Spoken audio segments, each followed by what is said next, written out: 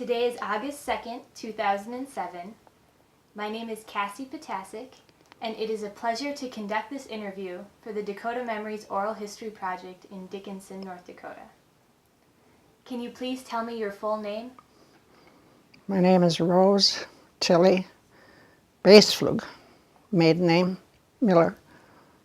All right. When and where were you born? I was born right on the south side of Dickinson.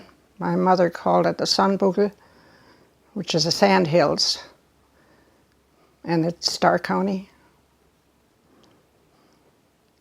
Okay. When were you born? June the 26th, 1922.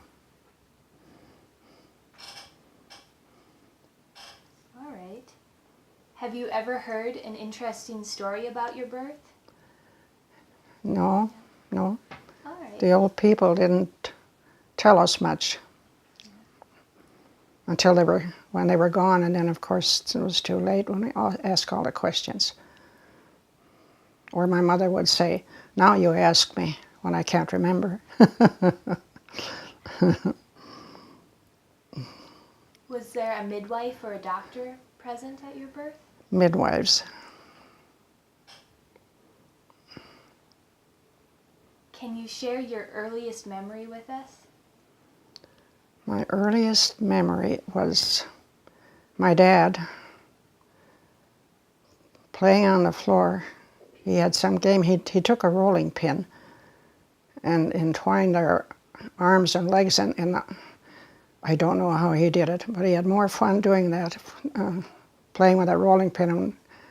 And after that, I think I've got a mental block after he died, because it does happen. They say if something drastic happens in your life, the mind will try to cut it out. I've got a cousin with the same problem, but I don't remember anything until we moved in with the grandparents. Mm-hmm.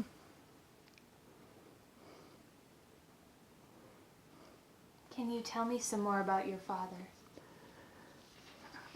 What was his name? His name was Rochus, which is not a common name anymore. Rochus, R-O-C-H-U-S, Rochus Boespflug. He had brothers that took over the farm after he died. My mother rented it to them, Matt and Ralph. I think he was a good family man from what I hear, yeah. But I was 6 years old when he died. And he was sick in bed. They had him in the sun porch out on the farm, the house we had. And the last thing he asked, he wanted a glass of sour milk. And my aunt was there visiting and brought him the sour milk. And he took a sip and he fell back and he was gone. Sour milk. Mm-hmm. And then my aunt, Rose Janner, I can recall her walking back and forth and crying and saying in German, "These poor children, these poor children." Mm-hmm. Yeah. But like I said, I don't remember the funeral, anything. It's just a complete mental block. Mm-hmm. Yeah. And there were 6 of us. And after we moved in with the grandparents, my youngest sister was born 6 months after my father died.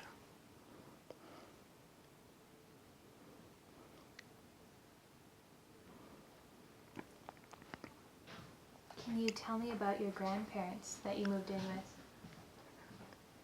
I don't know what we would have done or what would have happened to us if those grandparents hadn't been there for us. It was tough. We had a cow that gave a lot of milk. She was an easy milker. So we had milk enough for the family, and we would make cheese, and we'd have the Mehlspeise, the Käseknip and all that stuff. And excess milk we sold to the neighbors.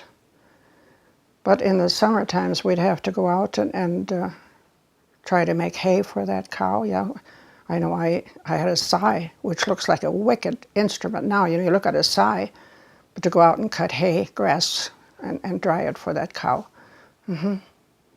And we had a lot of meals made out of the flour, the Mehlspeise. Very seldom meat. What the relatives brought would bring in food. And during the summer months, they would farm us out to the relatives, the older ones. So we went to school. We lived close to the church, so we went to church every day. If we weren't sick, that is. We went to school in Richardson. And I know I had one dress that I absolutely detested. Two dresses, one for school, one for every day. And then the neighbors would give us hand-me-downs. And one family had twins, and they brought some brown velveteen dresses. Oh my God, we were in heaven. Velveteen dresses. I can still remember them. Yes. Yeah, so we were so thankful. And of course, Christmas, there were no helping organizations the way they've got nowadays. Christmas, if we got an orange, sometimes an apple, maybe a few nuts, very seldom nuts. But if we got an orange, we were lucky. What else do you remember about Christmas when you were growing up? Well, I know that you should talk to him about it. Of course, there was a Pilsenegel and a Grießkind, but we didn't. He had that. He went through that experience, but no, that wasn't done with the grandparents. No, no gifts. But sometimes, I mean, talk about food. I was the oldest, so you're the oldest, you go around downtown and buy a ring bologna. And that's what we had for supper. Fred Bourne and Richard had a good meat shop, ring bologna. And then at one of our German meetings, I asked, they wanted to know what foods did you like and dislike. I says, no doubt, Mammalige. I did not eat if we had that meal, Mammalige. And that was cooked cornmeal, abgeschmelzt with onions fried in fat. The onions were browned in lard and poured over that cornmeal. Oh, gee, I detested that meal. But I was surprised how many of them were familiar with the dish, except one of them said his mother would pour the cornmeal in a pan and let it harden and then slice it and put jelly on or something, or syrup, yeah. Well, that I could see, but no, we had browned onions in ours. Yeah. To this day, I don't like cornmeal. Yeah. Oh. And some of the other things that I don't recall games, playing games. We were kept busy. We had to carry water, all kinds of stuff. I don't recall the games that were like the way they play nowadays. Of course, in school we had pump, pump, pull away, or, yeah. Can you tell me about that game? Do you think I remember it? Oh, Lord. Yeah. No, I don't remember pump, pump, pull away. No. And like I said, I'm 85 years old and things don't come to my mind anymore. Yeah. And then, I don't know, I liked school. I loved school. And then my mother got married. Oh gosh, I was in 8th grade. And in December. And then they moved to Mandan, North Dakota. And there was a different school, which I liked even better. It was a class of 98 pupils, the 8th grade. And I have good memories about that school, yeah. After a while, I will say about 2 years, they moved, she and this stepfather moved back out to the farm where she had lived with when I was born. And to this day, I don't know how my mother learned what people needed help. She would farm me out from one family to another to help to, I was 10, 11, 12 years old, and I was working out summers and babysitting or getting the cattle, getting the milk cows and such, cleaning. But I think that it was word of mouth is all I can figure out. Because there were no phones in those days, you know. They'd get to church, I suppose, and talk, and next thing I knew I was working for another family in the summers.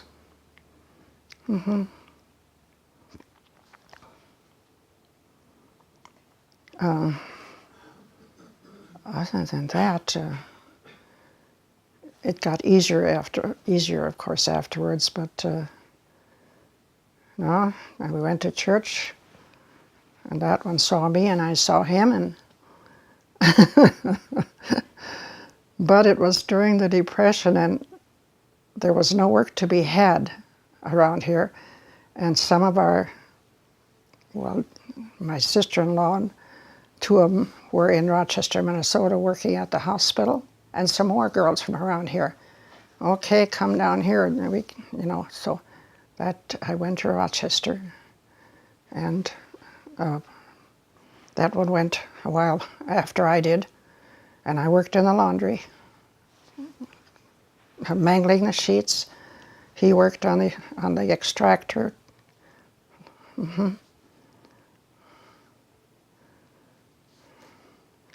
And like I told Tyler, I loved all the growing stuff in Minnesota, but I couldn't see the sunsets. I missed the sunsets, yeah. But I still have good memories about Rochester.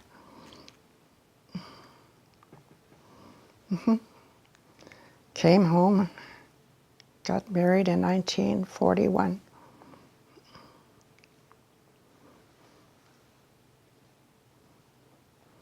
And we lived with the mother-in-law for a few months. And then we got from a farmer. Right? We moved to a farm north of Taylor. And then we moved to Belfield and worked for a dairy farmer there. He sold milk. And Julius had to do the milking, and I did the milk bottling. And we had one child at that time, yeah. But he was very difficult to work for, yeah. So then we moved back to Taylor, north of Taylor, to work for he was a car dealer. But we worked for him farming. And after that, there was a farm, some relatives told us about a farm that was available west of New England. And we bought that and moved west of New England. Couldn't see a neighbor. I think I felt lost. You couldn't see a neighbor. We didn't know anybody out there. But okay, that's where we lived for 30-some years. Raised our family, 11 children. And that goes on to the new generation now, huh? Yeah, so I know there's a lot of stuff if you question, that I would think of, yeah. All right, and I'll ask you a couple questions. Okay. Can you tell me what kind of people your grandparents were? The grandparents we lived with, I loved my grandmother dearly. She was so patient with us. And to think that she took in 7 children with her daughter, and they put up with us. Grandpa was a bit gruff. He liked to, we'd go out. There were no indoor bathrooms at that time, toilets. So we'd have to go out before we went to bed, and he'd always say, there's somebody sitting out there with a head between the ears. Well, the kids got scared, of course. it was you, you know, that's, but that's the way he would pester the kids. But they had come over from Russia too, so did my dad. My mother didn't, but my dad had come over from Russia. Where did they come from in Russia? Landau. Yeah. Did you ever hear any stories about their crossing from Russia? You know, that's, no.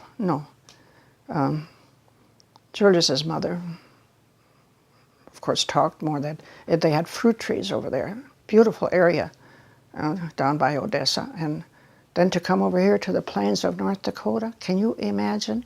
I often think of that.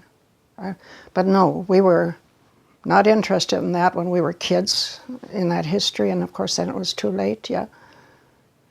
It's too bad, yeah, absolutely. Do you think it was hard for them to enter such a different environment? Did Very, they ever complain? very hard, very hard. Friends and neighbors, you know, that had to be so difficult when they left over there and they knew they wouldn't see each other again. I cannot believe it, yeah. Just like you're going to a funeral, you know, yeah. But I tell my grandchildren and my children, the biggest blessing our Lord has ever given you is that our ancestors had the good sense to get on a ship and come over to America. Because the stories we hear about the people that remained over there, dreadful. Yeah, makes you cry. Yeah. So I'm glad we're here where we are. Were your grandparents very religious? Oh yes. Oh yeah, we lived close to the church and we'd go to church every morning. And this was the St. Mary's Church in Richardson, the biggest church at that time on the plains of North, I think in the state of North Dakota, the one in Richardson with the big spires. Yeah. What do you remember about church when you were growing up? What do you remember about church when you were growing up? Well, this was not a simple church. They had brothers there, like, well, you can cut that out to like Brother Placid is where he is now, yeah. And I loved the different holidays when they had special services, and yes.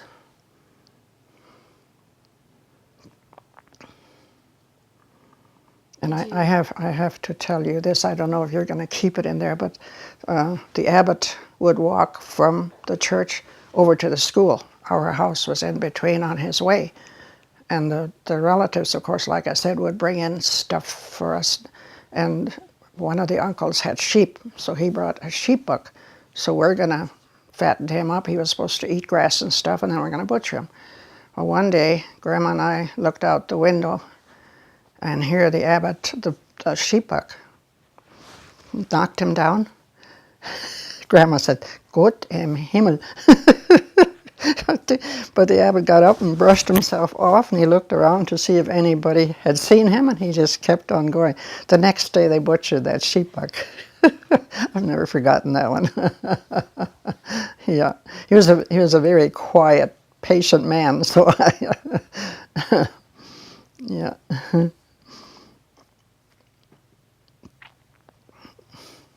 Were you confirmed? Oh, absolutely. Oh, absolutely, yeah. When I was born, the parents went to St. Joseph's Church in Dickinson, so Monsignor Arberle was the one who baptized me. And after that, of course, they moved out to Hirschville, which is northwest of Gladstone. And there it was St. Philip's Church.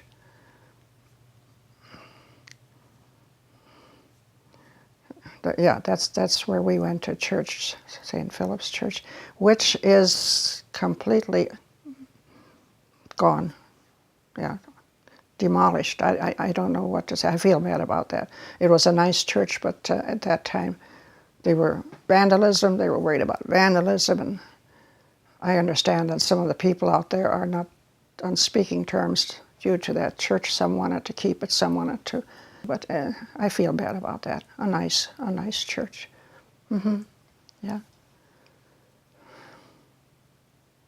Can you tell me about like your first communion or your confirmation? All in Richardton. First communion, we were, now they don't go this young anymore, but I think I was 7 years old and confirmed when I was 12. Did you have a celebration at all? Oh, no. I think there was no way to make a celebration. You know, when people were that poor, they didn't celebrate very often. No, it was a important day in our lives, but yeah, not. No. What else? Was there any German language in your churches? Well, in Hirschville, when we went to church there, the pastor could not talk English, very little. The sermons were in German. In fact, I could not talk English when I started school. I could not talk English. And when you're young, evidently, you learn a lot easier than you do when you're old, because in no time at all we were fit into the playground when I first started school in Richardton. I didn't know a blessed soul, and it was nuns that were at the school, and I stood off in a corner, not knowing anybody, and this nun came over and took me by the shoulder and took me over to the girls and told them, now you play with her too. That's a new pupil, she told them. And after that, it was great, yeah. Yeah. What else do you remember about school? What grade school? Grade school, we had second grade, I had an old nun. And I loved her dearly, yeah.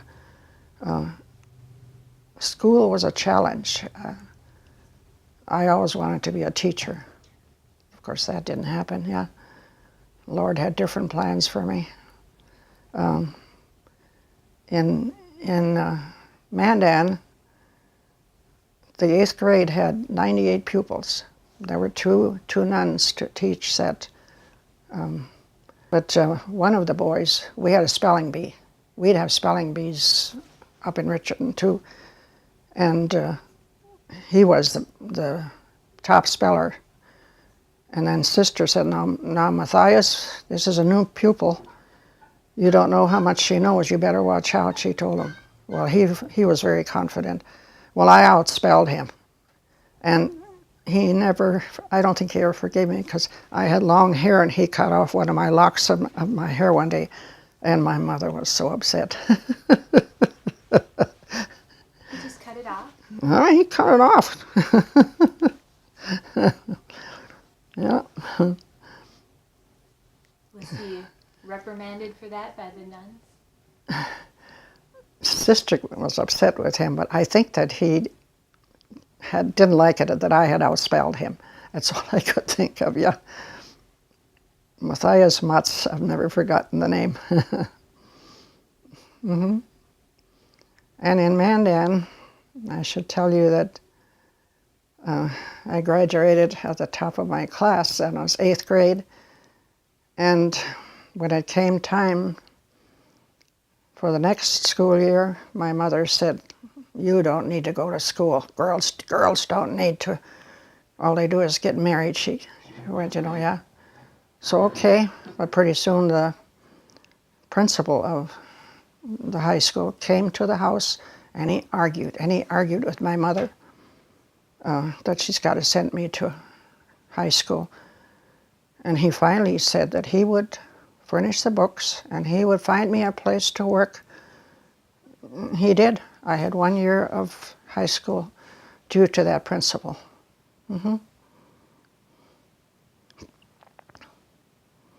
But that happened to quite a few girls. They didn't think that girls needed an education because all they did was get married. Yeah. So, got some more questions? Oh yeah. Where I realized in Mandan it was a very large class. Did you ever go to a one-room schoolhouse or any I place never like did. that? I never did. I started out in north of Taylor where we lived.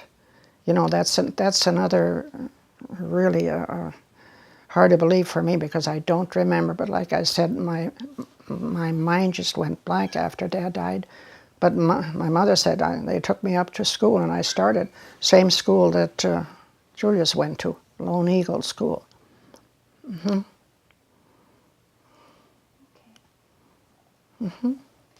Was there any German spoken in your classes?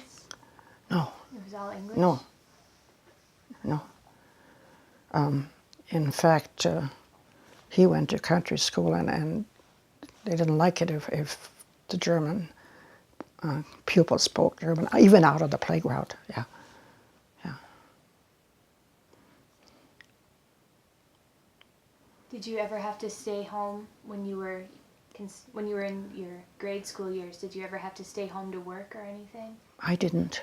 No, I didn't. I know a lot of them. A lot of them did. What subjects did you have in school? Oh, spelling, English, arithmetic, writing. We had Palmer method writing we had to practice. Oh, what else did we have? I liked spelling. I liked English. Oh, general science. That was not my favorite. Did you have any music classes?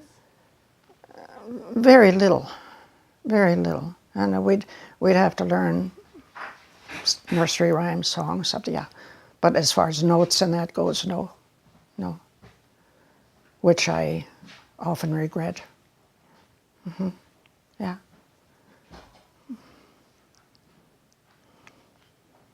All right.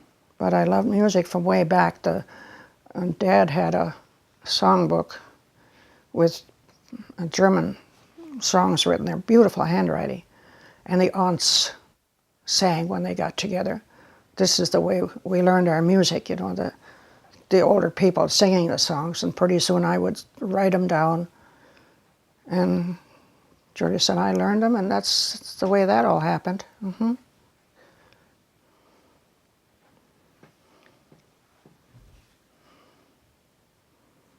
What was your favorite memory about school?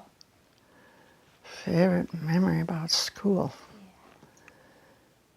A favorite one?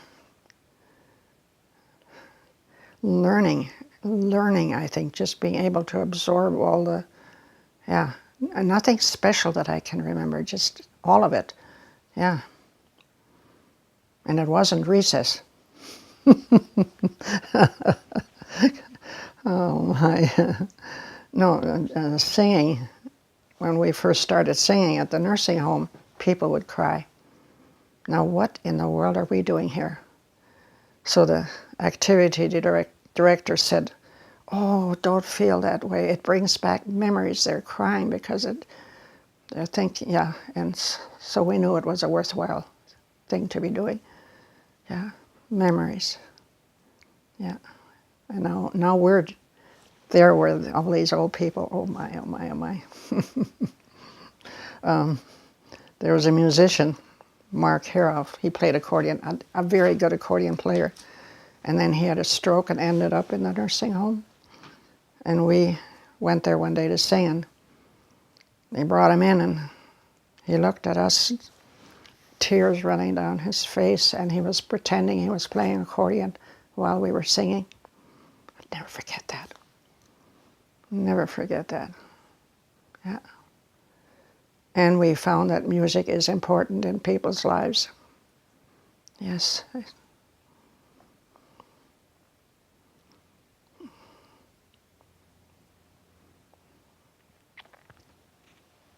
music is obviously a very big part of your life. What else did you do for entertainment? For fun when you were growing up? What did we do for fun? You know, this is ridiculous. I don't think we had any fun. God, I can't remember anything specific. Of course, the things in school, I know one of the cousins came and we'd go on nature walks, and he would explain to us the honeysuckle plant and the different trees and stuff, and I always enjoyed that, nature walk. But as far as games, we didn't. No. We carried water, like I said, the cows, took care of the cow. Garden, we'd have to hoe garden. But like kids play today, no, we didn't. Maybe the boys more so but the girls, but no. It was different. Yeah. What other chores did you have? Always preparing food, and water. The grandparents had a cistern, and there was a pump on the counter in the kitchen, and of course you had to keep that cistern filled with water, so you had to carry water. And then of course take the cow out so she could, the word was wedel, so she could eat hay, grass, whatever, yeah. I know we had to hang clothes out. Nowadays, not many people have clotheslines anymore, but it was always clothes, washing clothes, preparing meals for that many. Homework. I really can't think of any specific thing we did to play. I don't. It's crazy. Yeah, it must have been, but reading, I love to read, still do. So, yeah. What kinds of books did you read? What kind of books? Anything I could get my hands on. Not as many books around as there are nowadays, but yeah, school books. Didn't have a library that I can recall. Did you own many books, or were they all from the school? School, absolutely. Couldn't afford them. If they were available, we couldn't afford them. Yeah. The house in Richardson that we lived in, Grandma slept upstairs. There was a bedroom on the upstairs, and I and two of the sisters slept in one bed, and Grandma in the other one, and the other one. The boys had a shunk bit, which is a Murphy bed, they call it nowadays. I'd give my eye teeth to get a hold of one. It looked like a cupboard, like a wardrobe during the day, but at night you open it up and it was a bed. Yes, I've only seen one since then, yeah. Murphy bed, they call them. And Grandma, she would, and that Bible that I showed you there is what was in that home, and she would open that Bible and she'd read in German for a while. Gott ist das Wort, yeah. And okay, we slept upstairs with Grandma. I don't recall that house, how it held all of us. It was a small house, yeah. I wanted to go back there. It looked so run down, and we heard that they were going to demolish it, finally in Richardson. Somebody came along from the West Coast and fixed it all up, so it looks very nice now, but it's still very close to the church. Good memories about that house, yeah, but Gott ist das Wort. Yes, and I think it's because we lived that close to church that we were so well taken care of. The Lord watched over us. Really. Yeah. But the cousins that we visited during the summer have good memories about them, yeah. And of course I was the oldest and I worked out for a family south of Taylor, and no shoes, only to go to church. You know, you had your Sunday shoes, so I'd have to go and get the cows.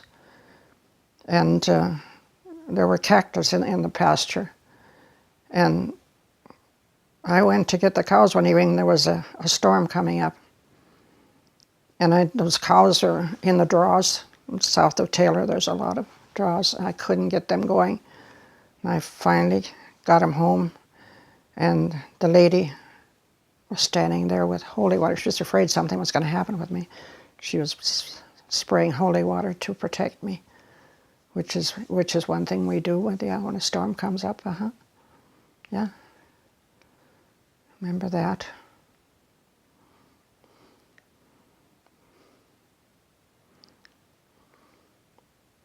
And those people had neighbors, and they made homemade ice cream. I was in seventh heaven. I didn't have an ice cream cone until I was about 13.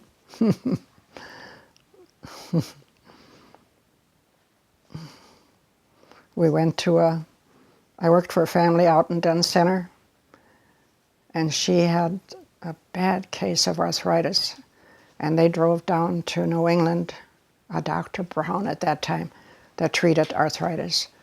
And they went to a picnic down by the river, and I had ice cream. Yeah, and a candy bar, same way. I didn't have a candy bar until I was way in my teens. For one thing, I think we couldn't afford it, and another, my stepdad bought the candy bar, and of course these people I worked for bought the ice cream. No, children going out nowadays and eating out and just anything and everything, it's amazing. It's hard to believe for us. Yeah. Oh yeah. No, and then working in Rochester, I enjoyed that.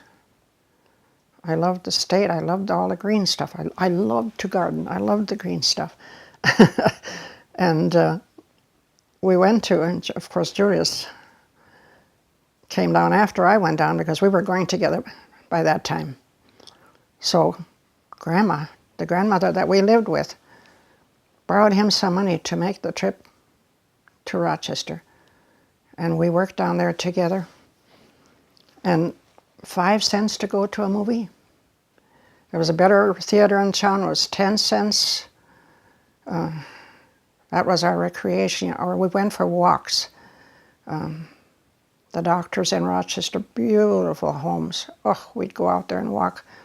We found wild strawberries, which was something new in our lives. Wild strawberries. Yeah.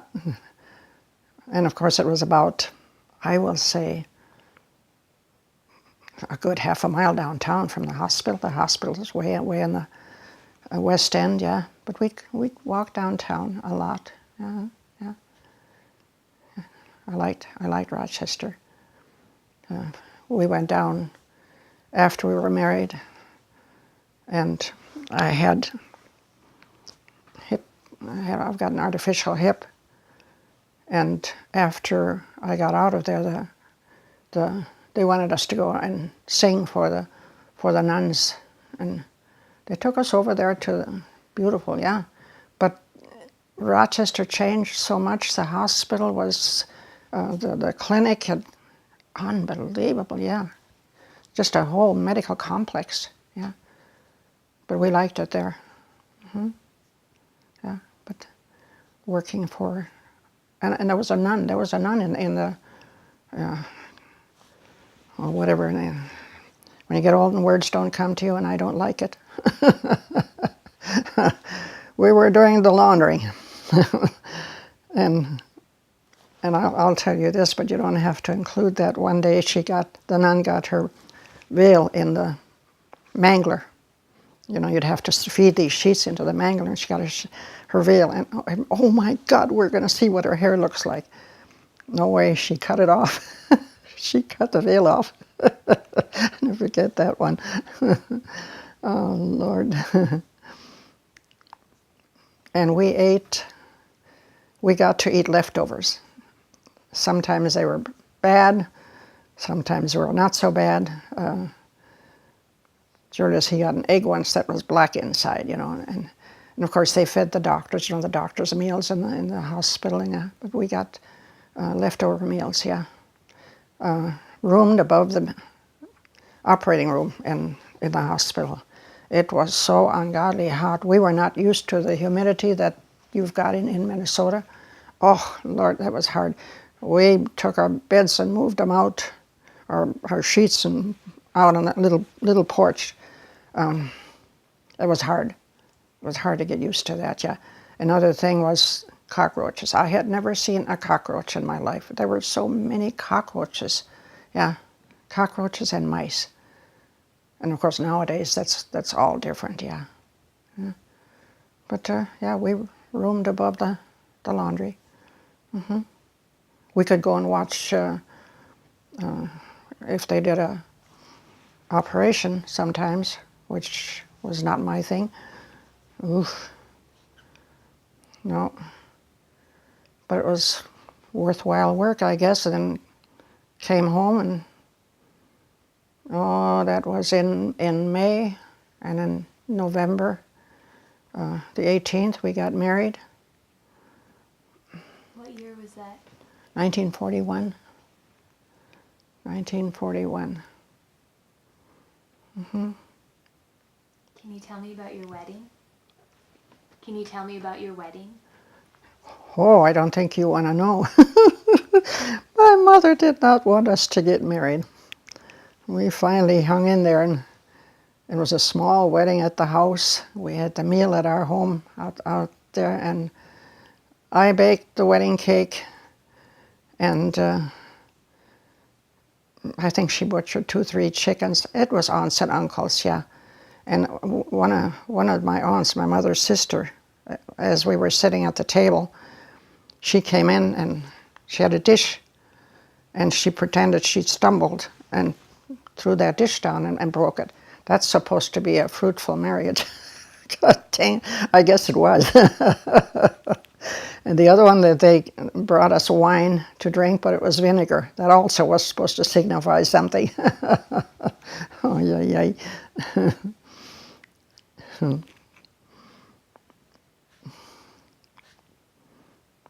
Did you have a wedding dress? I got a wedding dress. I paid $12 for it. It was late in the fall, and they didn't have much in the store, but I found that one. It was too big, and my sister-in-law was good at sewing, so she made it smaller, and yeah, I've still got it, yeah, in the closet. $12 compared to what it is now. Oy, oy, oy, oy, oy. Yeah. And our oldest child, a girl, Helen, she's 64 years old, 64 years old now. It doesn't seem possible. But she was the first child born in both families.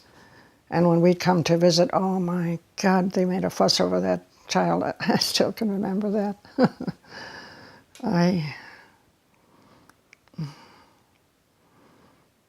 Yeah. Did you go on a honeymoon? Heavens, no. What was a honeymoon? No. For one thing, I think we had $80 left after we got married, yeah, after. What do you do with 80? No. And we always talked about it afterwards, but it never happened. No.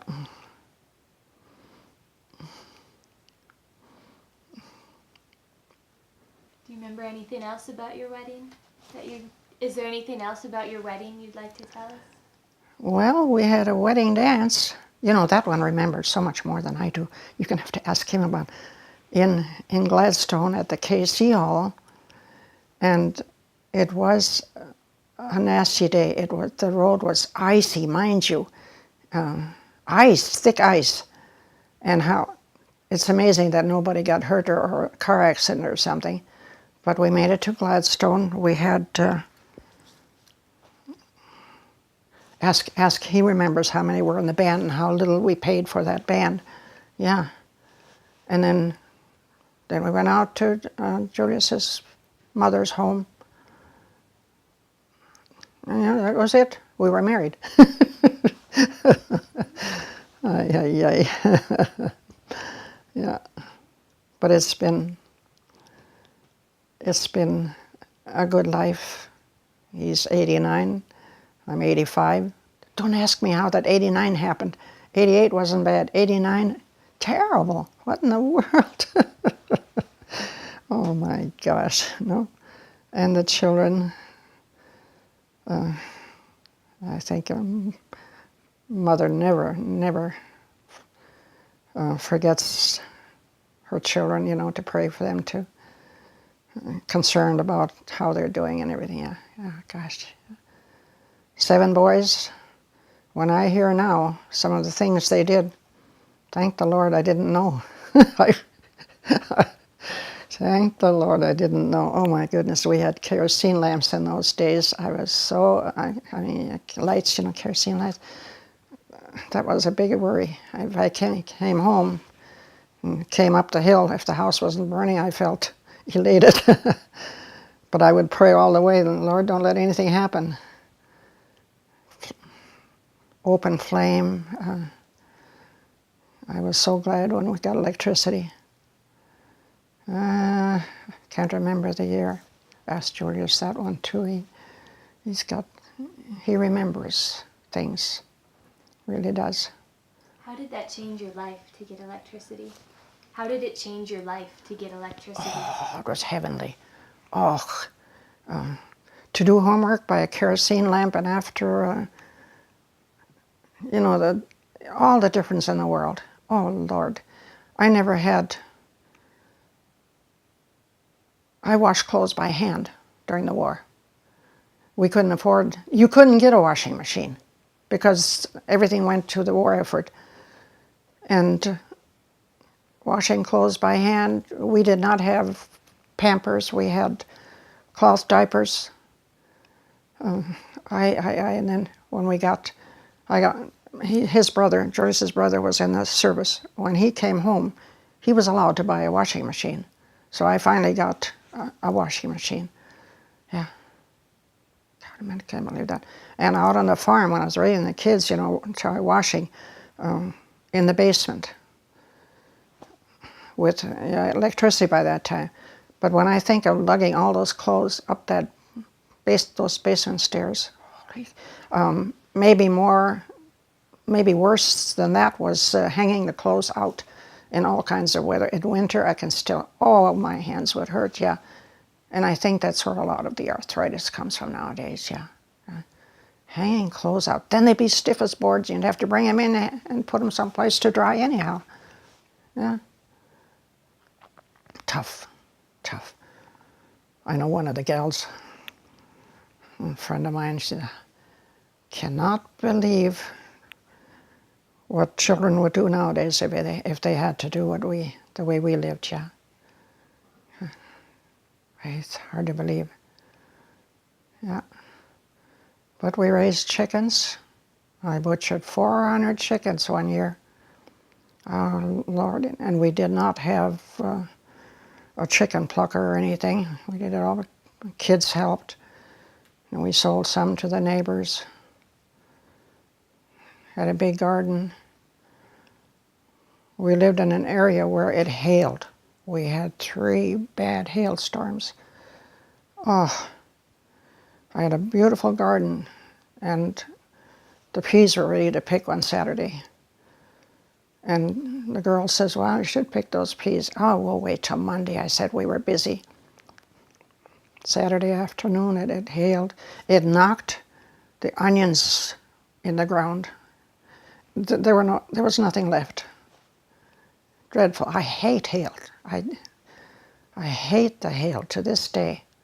The smell of it. And then, of course, your crop was gone. That's why I feel so bad for the farmers. Now my heart goes out to them. The beautiful crops sitting there, and we've got heat and no rain, and it's shriveling up. The kernels are shriveling up. Yeah, that's bad. We live in an arid area. Yeah, but I don't know what else. The kids went to school. Oh, I had a couple of nasty experiences. One of the boys went down to the tree, and people before had planted a few trees and played Tarzan and fell down and broke his arm. So he ended up in the hospital. I had to take him up here and set his bones. Can you tell me more about your children when they were growing up? Well, some of the scares we had, the one of them, I think he was about 2.5, and I was fixing lunch, and I had baked something, and our stove had a spice cabinet right above it, mind you. Well, I got the cake ready, and he's going to help with the spices. He crawled up on there, and he threw the tea kettle, the boiling tea kettle, on himself. Oh my goodness! And so he ran back and forth, just awful, awful. I took his clothes off and wrapped him in a sheet, but I had a little one in the crib, so I had to get a diaper bag right in. And Julius was working out in the field, and I had to drive out there and pick him up, drive to Dickinson. Halfway to Dickinson, he went into shock, and then put him in the hospital. He was in there for quite a while. And one day when we came up there, and he looked at me and he started to cry. I says, "What is the matter?" "My titties are back. My titties are back." Now, isn't that something for a child? Yeah, so, but he came through that all right. Yeah. The next one, the youngest one, we company on Sunday, neighbors, they had boys, and boys get into things. They were going to light the burning barrel, and called it the burning barrel, the trash barrel outside. I don't know if they used gasoline or what, but okay, so they went home. Next day, Monday morning, it was time to go to school. He didn't come up. He's not feeling good, the other kid said. All right, about 10 o'clock, he finally came up, and he was walking stiff, and I said, "Doug, what is the matter?" He lifted his shirt, and I almost passed out. The fire had burned his skin, and the doctor said, it's a blessing and didn't get his vitals. But afterwards they grafted skin on there. That was bad. He was in for a long time.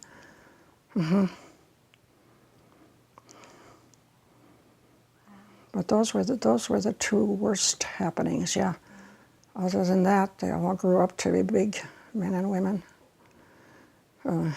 Richard is tall, 6'5". He's very tall. Julius's dad was tall.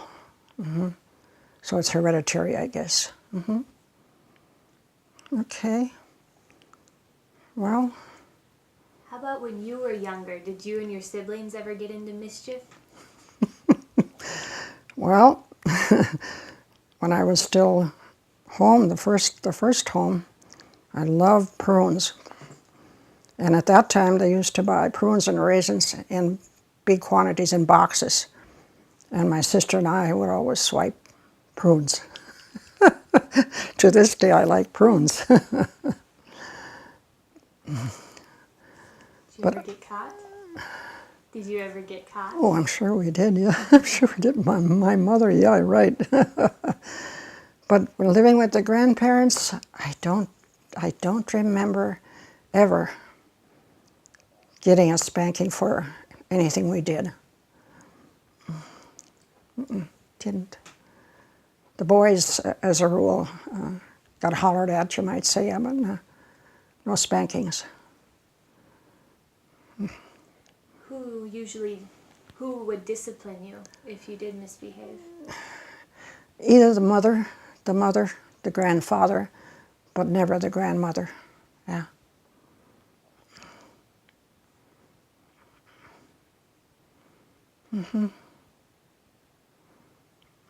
Were you very close to your father's grandparents?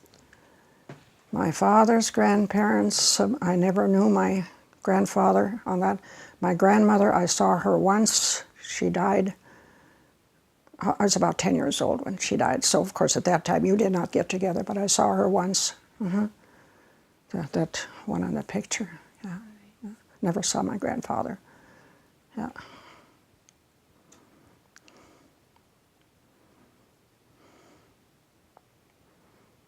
Okay. And then Julius's parents, grandparents, believe it or not, they came from the same area as Dad's family, Landau in Russia. Isn't that something? Same area. That's great. Really neat. Yeah. And then Grandma on my mother's side, they came from Rastatt in Russia. And I've got that on the, okay, Rastatt.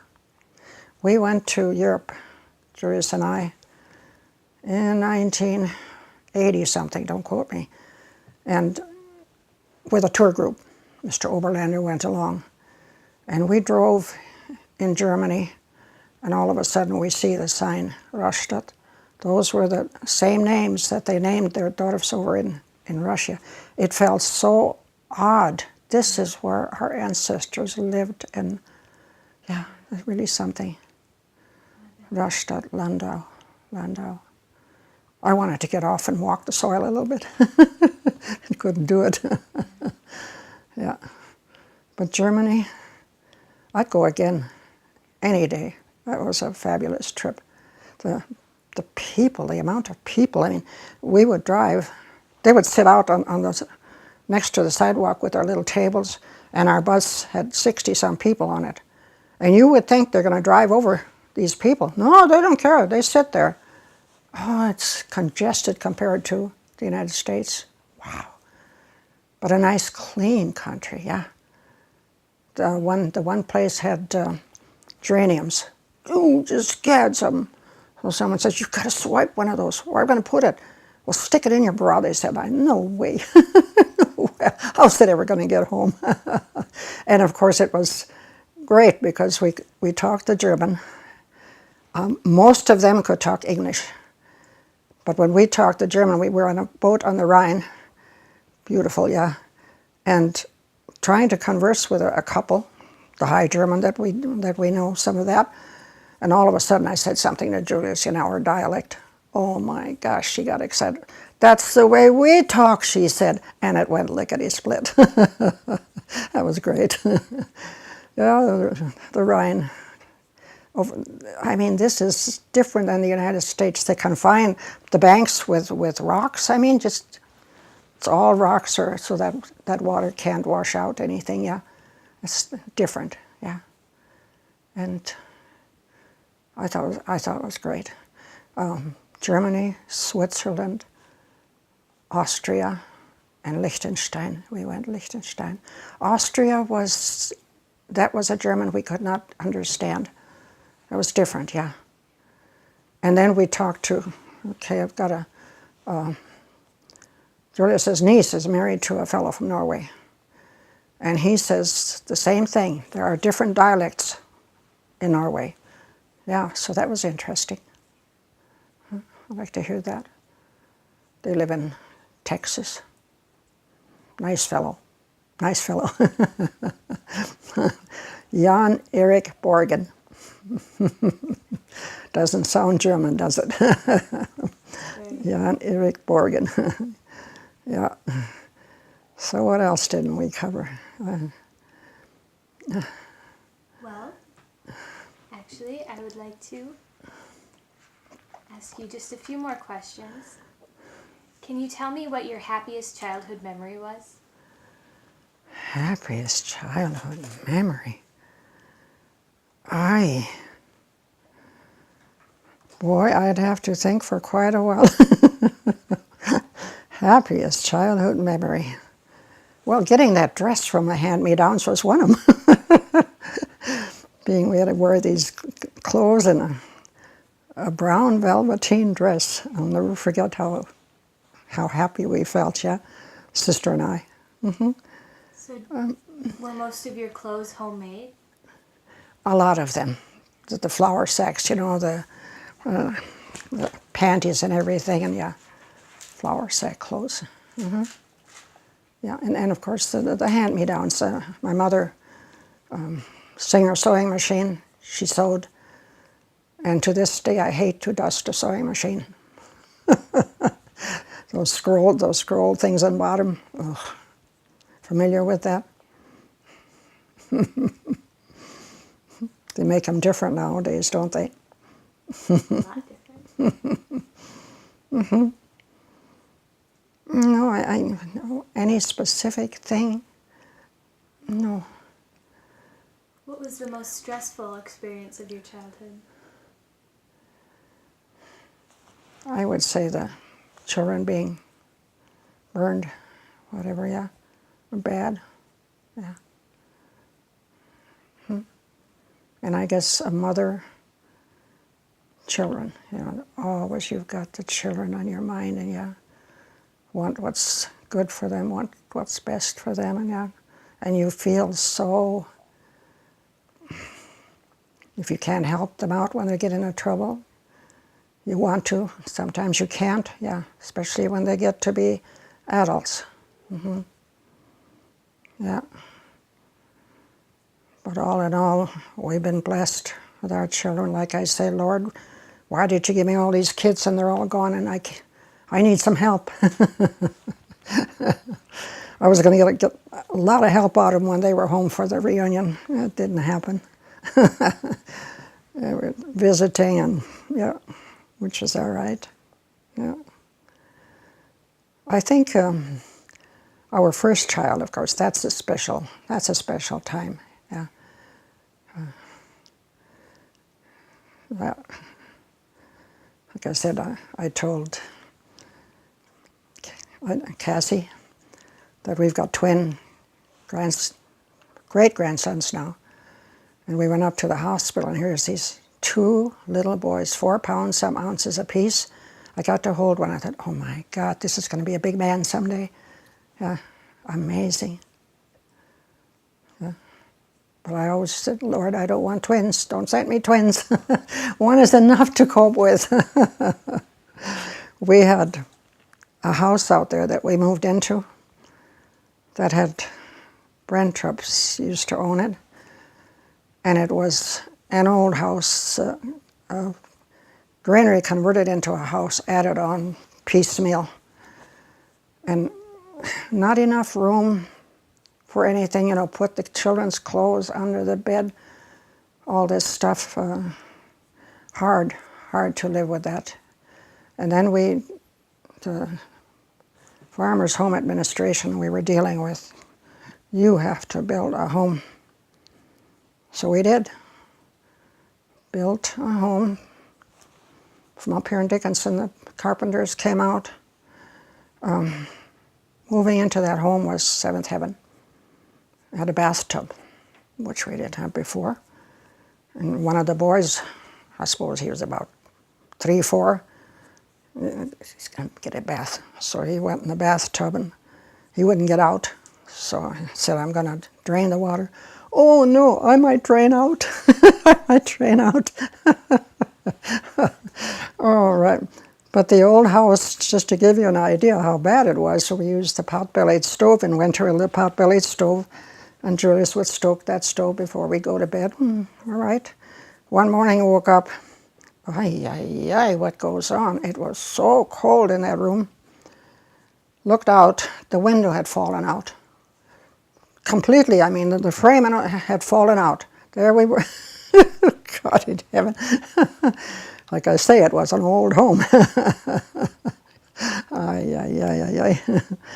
Don't forget that.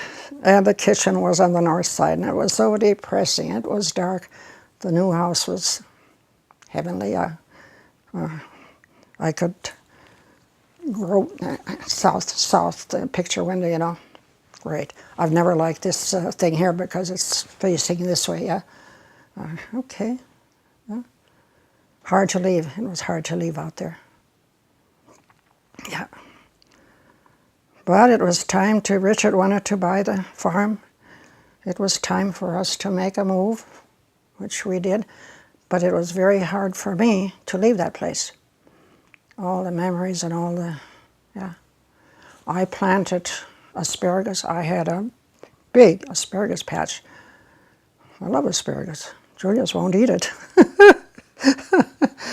And had company one Sunday. The hunters came out from town, and Julius invited him in for supper, and I made his creamed asparagus on toast.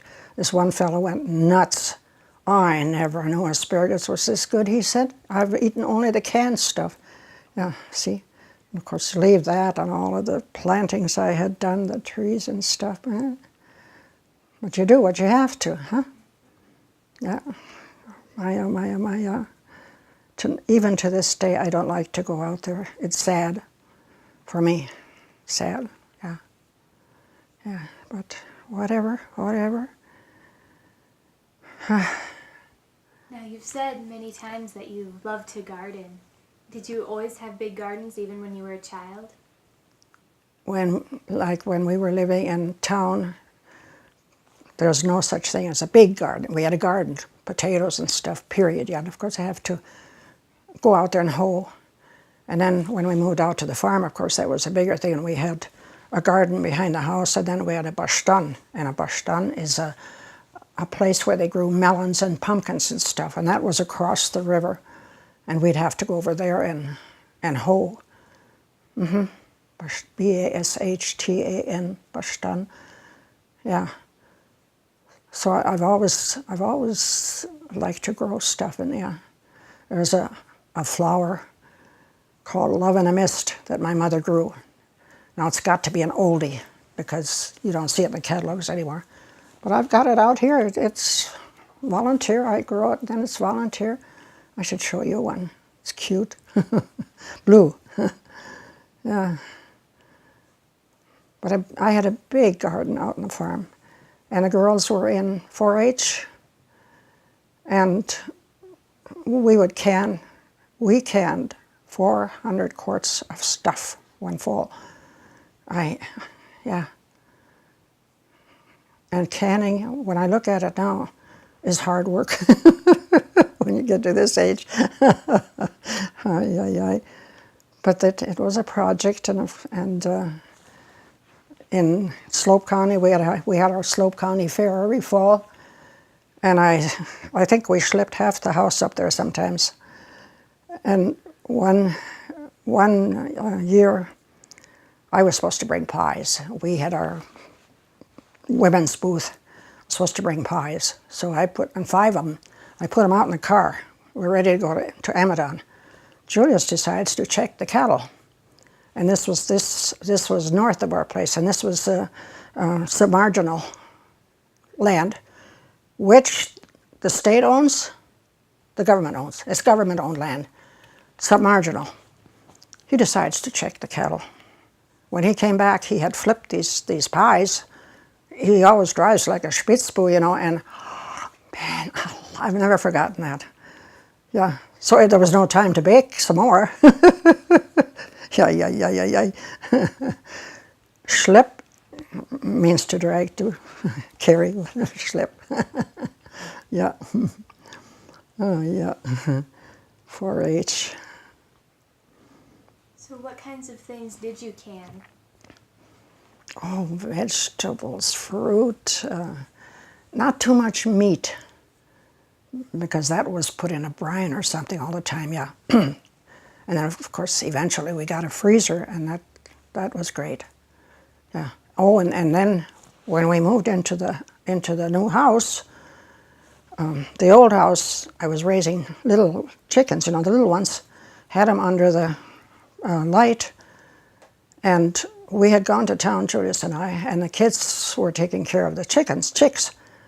Well, they put straw in there, and that straw got too close to the heat lamp. Holy, till 1 o'clock at night, it was just pounding on our door. Did you know you got a fire in your place? No, we don't. Well, that place burned down. Chicks and anything else we had over there, yeah. That was bad. Yeah. Freezer, even the freezer, we had just filled the freezer with meat, you know. And I thought, well, that's safe because it was closed, you know. No, it got a odd taste to it. It had to be some chemical in the freezer lid or something. Aye. Do you remember when that was? Oh, Lord, you asked me when that was. God dang. Oh, 60s, in the 60s sometime. Yeah.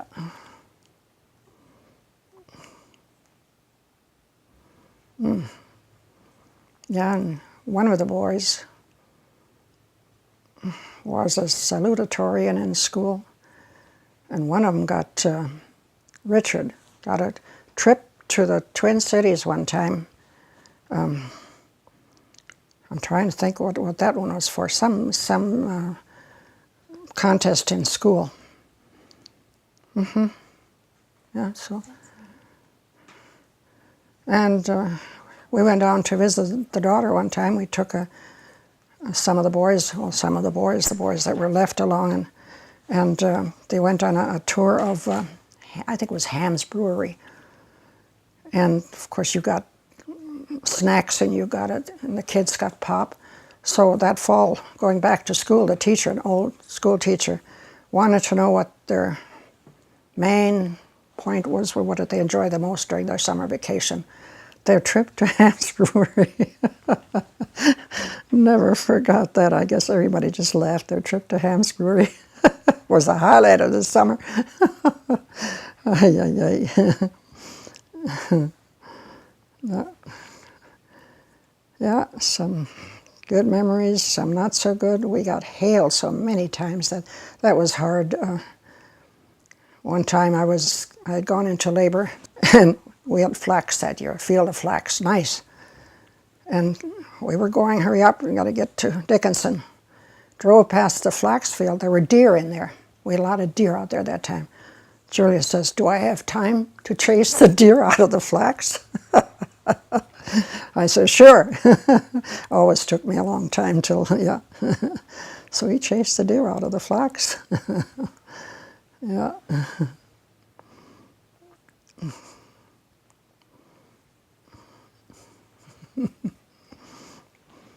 What else I can think of? Huh? All right, well, this is going to go back in time just a little bit, but what can you tell me about the Depression years, the dirty 30s? Oh, yeah.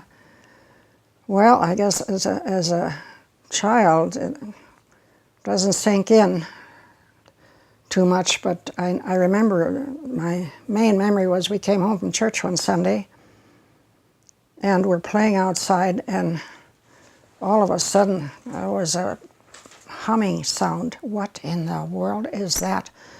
It was a horde of grasshoppers moving in, and the sweatbands on the hats they ate the handles on the where the guys had handled, the handles on the wood, ate into that, and of course the crop was gone. Grasshoppers, yeah. Oh.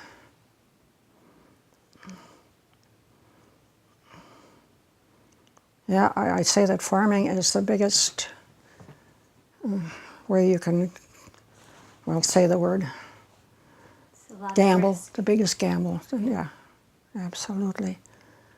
You put out that crop and the Lord can take it away in 5 minutes.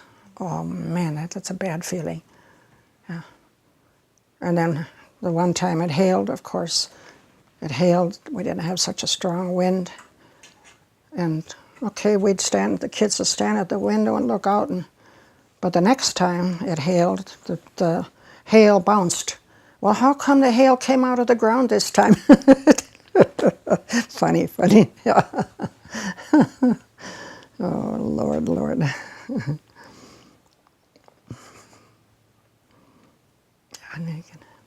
Is there anything else you remember about the Depression? Well,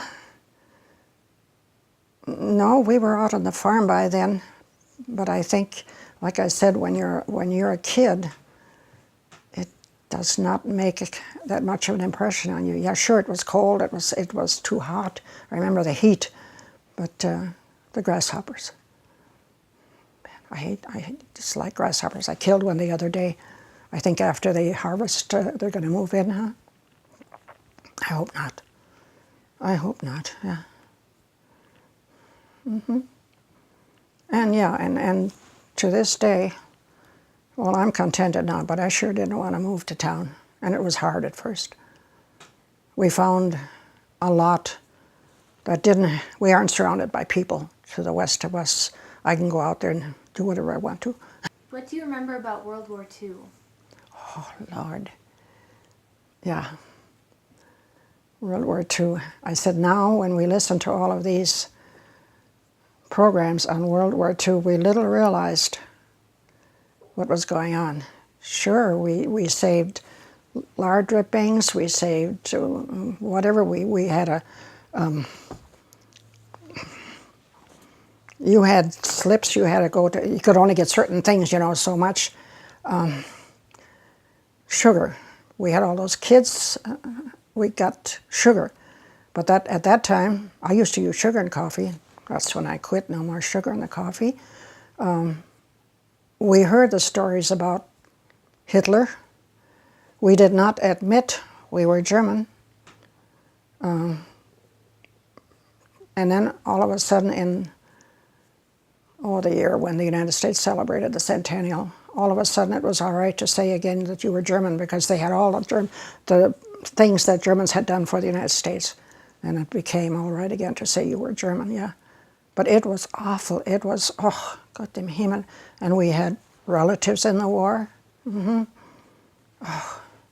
I, to this day, Hitler, and of course when we were over there on that trip, we were on the bus and we passed Dachau. It said Dachau. Oh, we want to stop, we want to see that. The bus driver was not very happy. He did not want to stop, but we insisted. We stopped. You know, we were chattering away like magpies before. After we got on the bus again, everything was just as quiet. I think it sunk in what had gone on there. Oh, my God. Yeah. And I said, these people could do this to human beings? I guess. Yeah. Bad, bad. Yeah. And the Sunday when the Japanese bombed Pearl Harbor, we had come home from church, and we had a Model A, and something was always haywire on that Model A. And Julius and his brother were working on it, and it came over the radio that the Japanese bombed Pearl Harbor. Yeah, so yeah, that was something that sunk in, yeah. And then Julius did not have to go to the war. First of all, we were married. Second, we had a child. Third, he was working on the farm. Farmers were not expendable at that time, yeah. So he didn't have to go. Thank the Lord. Yeah. Yeah. Germans, like I said, we didn't admit we were German for a while. Yeah. Julius is going to tell you a bunch where he grew up among the Norwegians. He can tell you lots of stuff. Sometime I was wishing I had written down some of his memories, but I don't know if they're accurate or if he's just dreaming. Too old already.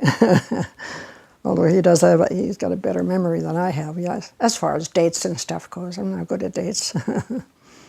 Yeah. So, now what do you got?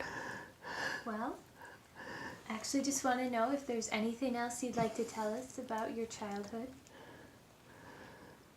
Well, I do have to say that when you stop to think what happened, losing a father, and what could have happened to us, where would we have gone? There were no programs like they have nowadays. We had these grandparents that took us in, and we grew up, went to school, and became adults, and I think it was a blessing. Yeah.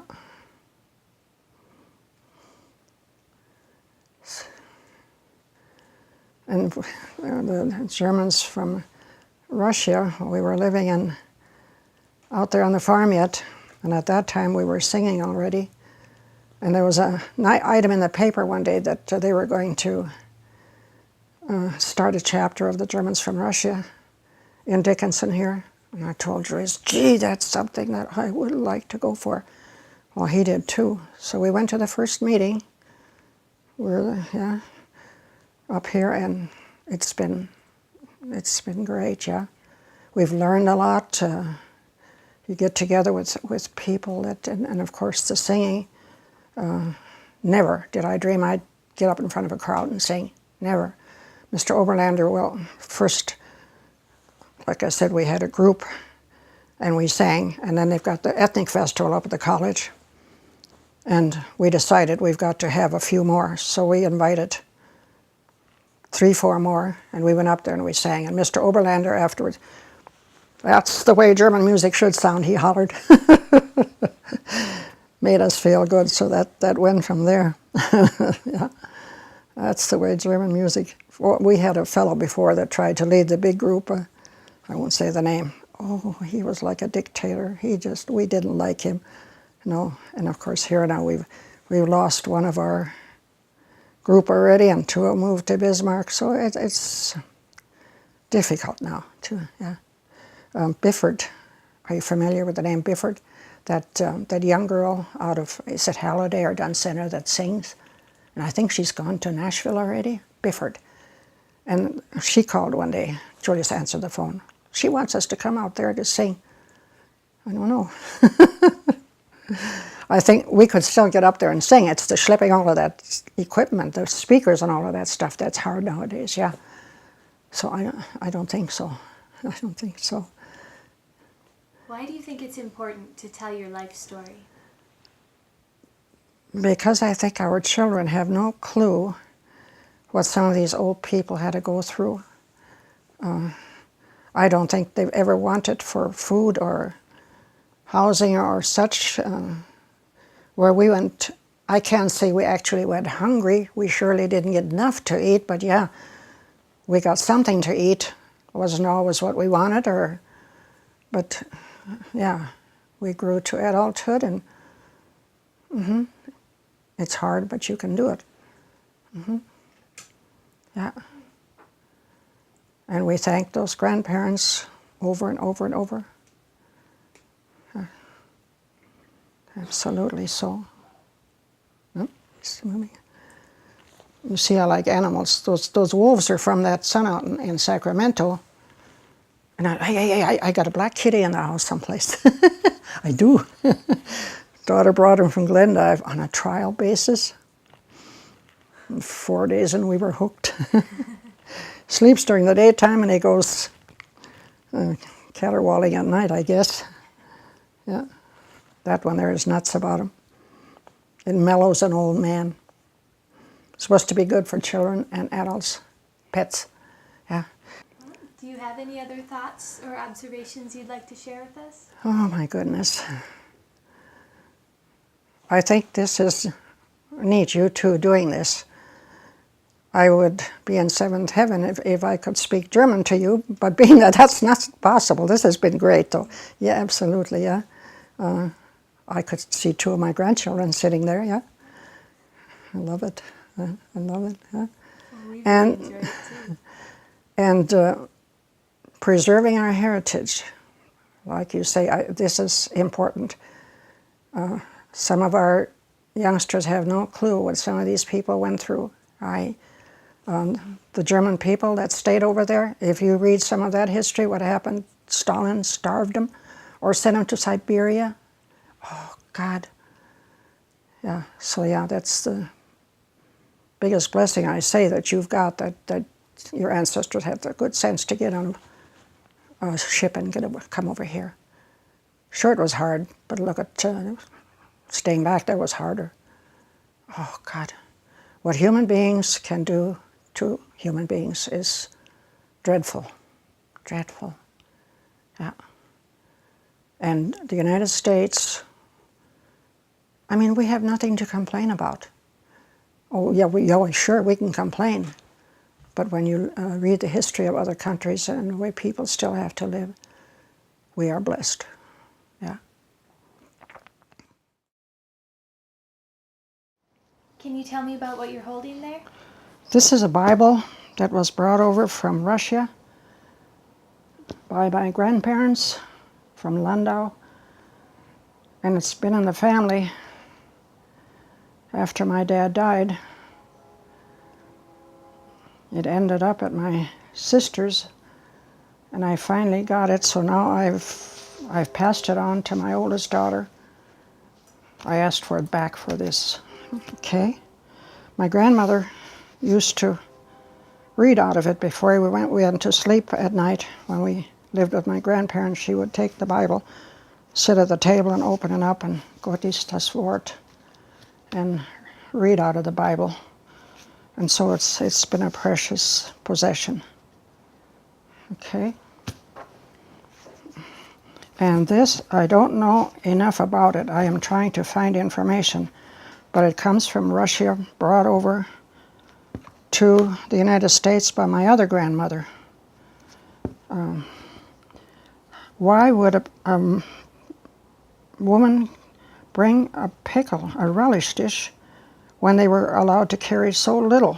She brought this dish and it had to have some special meaning to it. I would be real curious to find out from Russia. Warranted, they even could read English in that time. Ironstone china, Etruria pottery is what it says. I treasure it. Okay. Gugamol. Gugamol means look. Gugamol. Boys still laugh at me. Gugamol. All right. The first one here was sponsored by the Germans from Russia, and the Tibers are excellent musicians. We went down there and they would say, sing the song, and we would sing it 2-3 times, and they were ready. They were ready to record. They learned it that fast. Joey Schmidt. Can't believe him. He grew up in a German family, so oh no, and played the songs very well. Yeah. Well, what do I do?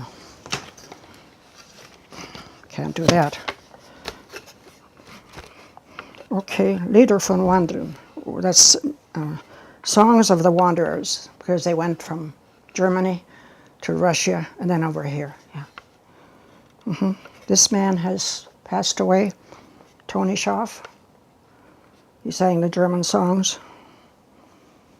The Tiber boys were in the paper this morning. They're going to be inducted into the Cowboy Hall of Fame. And then this one here, everybody said we had to make another one. So we did. But we footed the bill on this one. And the Tibers say that this is their best-selling record. Some of the songs that our ancestors sang, and they tell us that the words are still very true. How could there's a lady out in